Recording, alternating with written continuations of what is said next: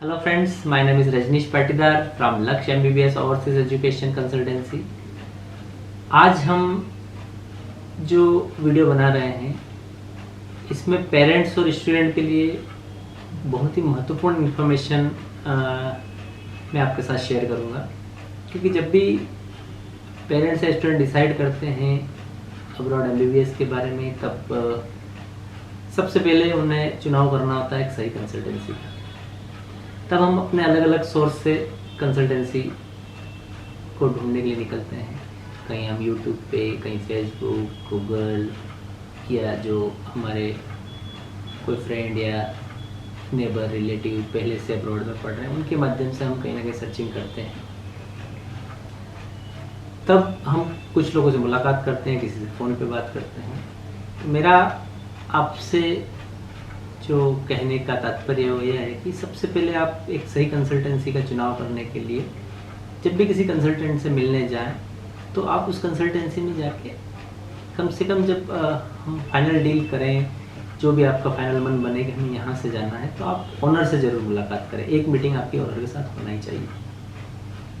Then आप owner का background ज़रूर जानें। उनके बैकग्राउंड को जानने के लिए आप जो भी सोर्स यूज़ करना चाहें, जैसे जब मेरे बारे में मैं बताऊं तो कुछ पेरेंट्स तो इवन मेरे जो होम टाउन है, मेरा विलेज धार डिस्ट्रिक्ट में, गांव तक भी जाके मेरे बारे में बैकग्राउंड जानने का उन्होंने पूरा जो भी उनका सोर्स था किया। इवन कुछ लोग घर भी आए, किसी ने मुझसे पूरा इन्फॉर्मेशन जाना। और कहीं ना कहीं फिर जब मैं एक आध साल के बाद किसी से मिला तो बताया यार आपके बारे में वहाँ से फ़ोन आया था, पूछ रहे थे कैसा है। तो कुल मिला के हमें ये जानना होता है कि कमिटमेंट जो बोल रहे हैं और उनका ऑनेस्टी, ये दो चीज़ों को आपको पूरा जांच पड़ताल करना ही चाहिए। तभी आप सही कंसल्टेंट का चुनाव कर पाएंगे, ये मेरा मानना है। इसके अलावा भी हम बहुत सारे और विषयों पे बात करेंगे, क्या क्या चीज़ें आपको पता होना चाहिए, क्योंकि जैसा हम जिसके साथ डील करते हैं उसका जैसा व्यक्तित्व होगा उसी के अकॉर्डिंग आपको परिणाम मिलेगा। व्यक्ति का अगर एक ऑनेस्ट है, कमिटमेंट वाला है, ये चाहता है कि हम अपने बच्चों को, स्टूडेंट को बेस्ट सर्विस दें, तो आपको वैसा सब कुछ गाइड करेगा। बट अगर उनका ऐसा है कि सिर्फ बस एक बिजनेस चलाने के लिए चला रहे तो फिर आपको गाइड वैसा किया जाएगा। आज हम इस वीडियो पे जिन जिन पॉइंट्स पे डिस्कशन करेंगे, सबसे पहला स्टूडेंट और पेरेंट्स को पता होना चाहिए, जो पहला विषय है हमारा अवेयरनेस अबाउट फीस। हमें फ़ीस के बारे में पूरी अवेयरनेस होना चाहिए। देन सेकंड हम बात करेंगे ट्रांसपेरेंसी इन अमाउंट की पूरी ट्रांसपेरेंसी होना चाहिए आपको। Third consultant versus agent, consultancy क्या है, एजेंट क्या है, ये इस विषय पे बात करेंगे। देन आपको जो स्टूडेंट पहले से जिस यूनिवर्सिटी में आप जाना चाहते हैं या उस कंसल्टेंसी के माध्यम से जो स्टूडेंट गए हैं उनके रेफरेंस आपके पास हो ताकि उनसे आप बात कर पाएँ। डॉक्यूमेंट्स ओरिजिनल कब देना है, किस तरह से देना है, उसके बारे में आपको पूरा पता होना चाहिए। एयरपोर्ट पे आपको पिकअप ड्रॉप की क्या फैसिलिटी रहेगी, ऐसी अनेक छोटी छोटी बातें जिन पे हम इस वीडियो में बात करेंगे। सबसे पहले हम बात करेंगे फ़ीस के बारे में। तो मैं आपको बताना चाहूँगा कि आपको जिस यूनिवर्सिटी में जाने का आपने डिसाइड किया है उसकी फ़ीस, एक्चुअल फ़ीस क्या है वो आपको पता करना चाहिए, जिन भी सोर्स से आप पता कर पाएँ। बहुत सारी ऐसी यूनिवर्सिटी जिनका फ़ीस है $2000, $2500, $3000 पर ईयर। बट कुछ कंसल्टेंट ने ऐसा किया है कि उस यूनिवर्सिटी में उनके अलावा कोई एडमिशन नहीं करवा सकता, ऐसा कॉन्ट्रैक्ट जाके ले लिया, रशिया वगैरह कुछ सारी जगह से। तो उस कंडीशन में एक स्टूडेंट को बोला जाता है कि यहाँ की यूनिवर्सिटी ट्यूशन फीस $5000 है और आप यूनिवर्सिटी में डायरेक्ट पे नहीं कर सकते, आपको पूरा पैसा उनको देना है पर ईयर। तो आप इस चीज़ से निश्चिंत समझ जाइए कि वहाँ पर फीस का बहुत बड़ा कुछ जोल है।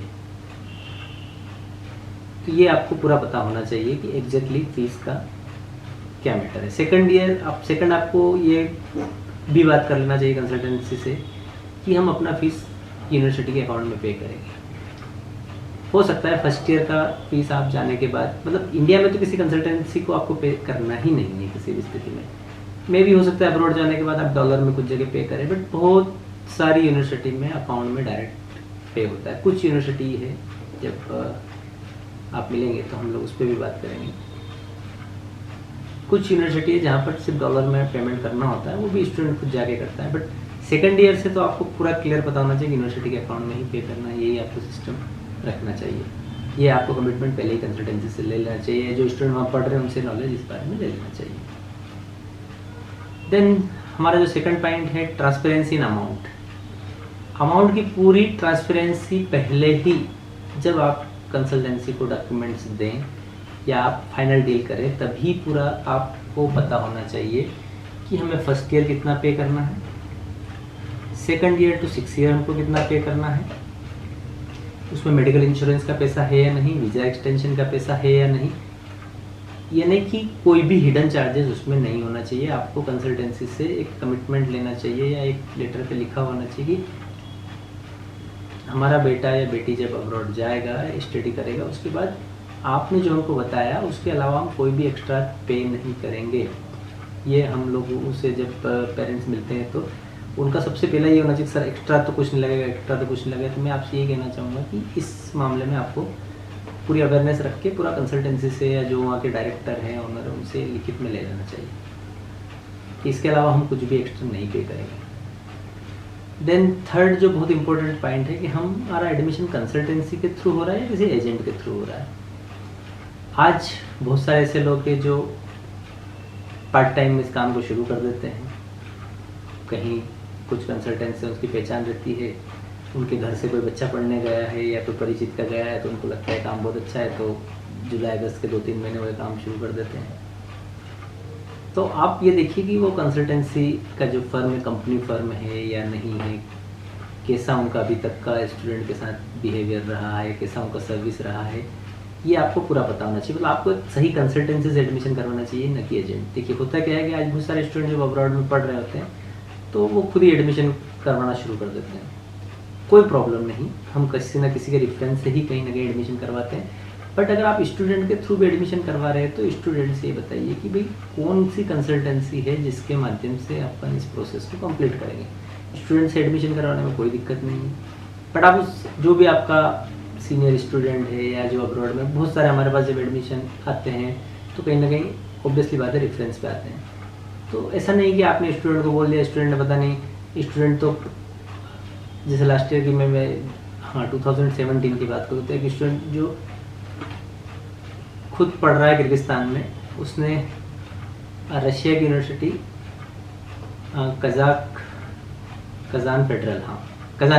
कजान स्टेट के एक हमारे पास के एक बंदे का एडमिशन ले लिया, किसी को दे दिया, वो एडमिशन हुआ, वो बच्चे की फ़्लाइट छूट गई, वो बच्चा किर्गिस्तान में पढ़ रहा है। मतलब स्टूडेंट से माध्यम से एडमिशन इट्स ओके, बट हमको उससे ये ज़रूर जानना है कि कौन सी कंसल्टेंसी है, कंसल्टेंसी से जाकर आपको मिलना है। अगर स्टूडेंट के माध्यम से आपने सारा कमिटमेंट कर लिया, तब जब भी आपको कुछ प्रॉब्लम हुई आपको उस सीनियर, अब वो क्लास के अंदर है, आगे उसका प्लान MD करने का है, क्या प्लान है, तब आप सही से सर्विस नहीं ले पाएंगे। पर एक व्यक्ति जो फुल टाइम कंसल्टेंसी रन कर रहा है, जिसका पूरा काम ही कंसल्टेंसी रन करना है, तो उसके माध्यम से अगर आप एडमिशन करेंगे तो आपको सही चीज़ पता रहेगी।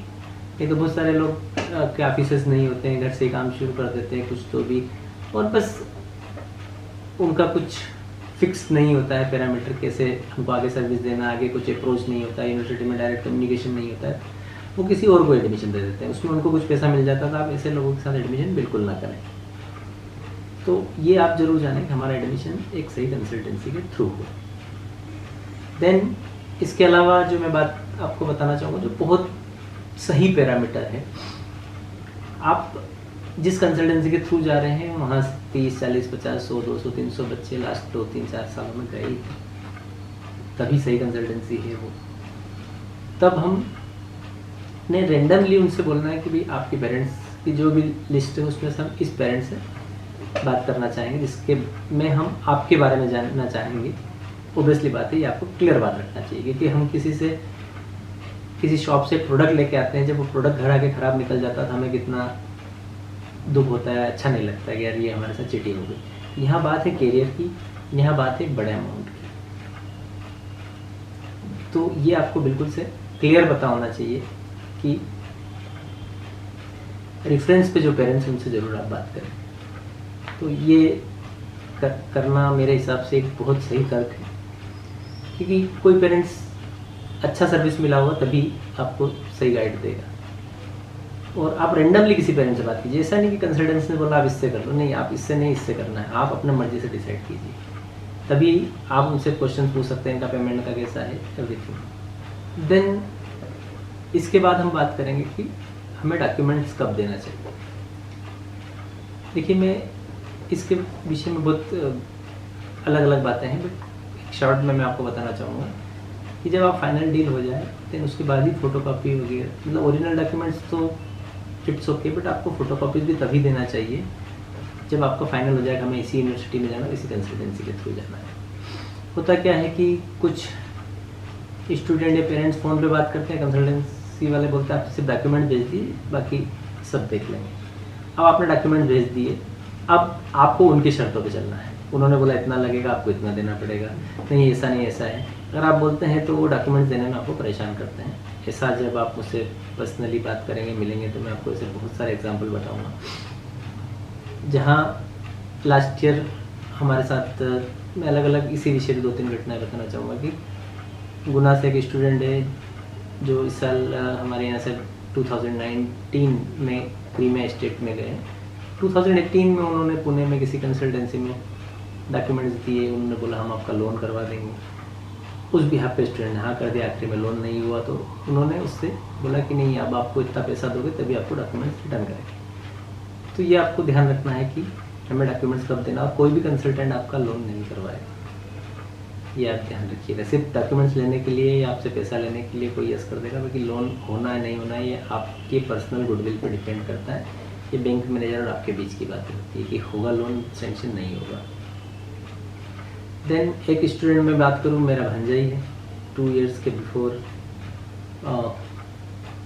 क्रुक्स स्टेट मेडिकल यूनिवर्सिटी के लिए उसके पैसे मेरे पास, मेरे कजिन सिस्टर का बेटा है, उसके डॉक्यूमेंट्स मेरे पास। बट किसी एक स्टूडेंट जो कि एजेंसी का काम करते थे किसी कंसल्टेंट के थ्रू, उनको पता चला तो उन्होंने बोला तुम मुझे फ़ोटोकॉपी भेजो तेरा व्हाट्सएप पे, तो मैं चेक करवाता हूँ कि आपका डॉक्यूमेंट्स वगैरह सही है कि नहीं। और उसने अपने किसी एजेंट को भेज दिया, और उस यूनिवर्सिटी में जो कॉन्ट्रैक्टर उनका ऐसा रूल्स है जिसने डॉक्यूमेंट्स पहले दिए हैं उसका एडमिशन उसी के नाम से हुआ। तो देन आखिरी में वो एडमिशन, पैसा मेरे पास, डॉक्यूमेंट्स मेरे पास, और उसको एडमिशन वहाँ से लेना पड़ा, एक्स्ट्रा अमाउंट दे के लेना पड़ा, और बहुत सारी प्रॉब्लम्स क्रिएट हुई। ये भी मैं पर्सनल आपको बता सकता हूँ कि कौन लोग हैं, क्या क्या हुआ है, बट ये सारा कुछ चीज़ें वीडियो में बता पाना ठीक नहीं है।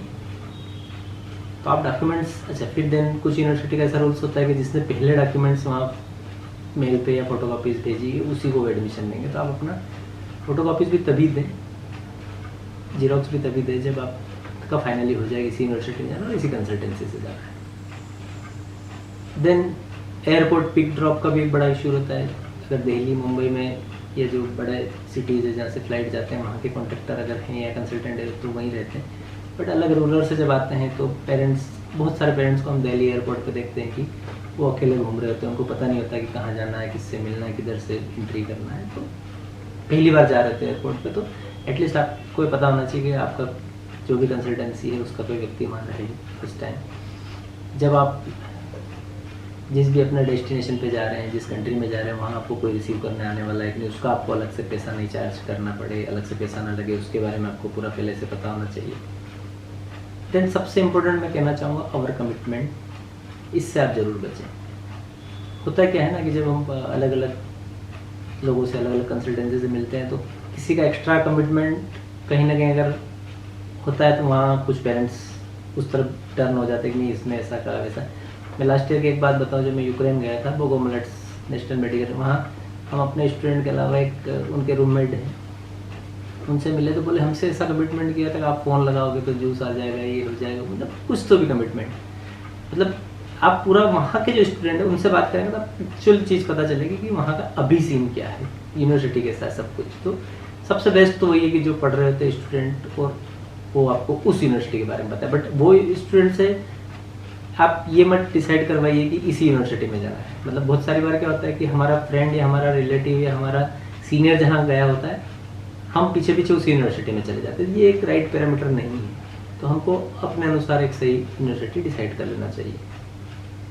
देन बहुत सारी बार क्या होता है कि कंसल्टेंसी चार्ज में किसी का 1 लेके, किसी का 1.5 लेके, किसी का 2 लेके, डिफरेंट अलग अलग कंसल्टेंसी चार्ज होता है।